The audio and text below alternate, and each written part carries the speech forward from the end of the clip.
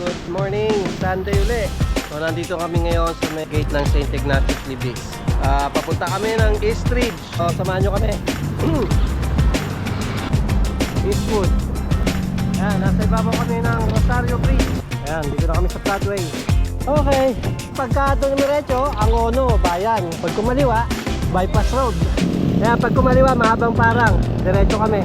Sa kantong to, may 7-Eleven. May naka-sign naman na Angono, Binangonan, Petroglyphs. Diyan tayo kakaliwa. Ayan, eto na ang pangitain. Sisiw kay Rodel to. Yan ang akyatin, no? Ayan, nasimula na akyatin na wala nang recovery. Sabi ko, bigla ka na wala. Oh my goodness. Gradient 17. Ayan po. Sino nagsabi hindi kakayanin to? Kakayanin. Ayan. Ingat po tayo sa kurbadang pababa. Madalas po ang aksidente. Ayan. Nandito na kami sa Eastridge.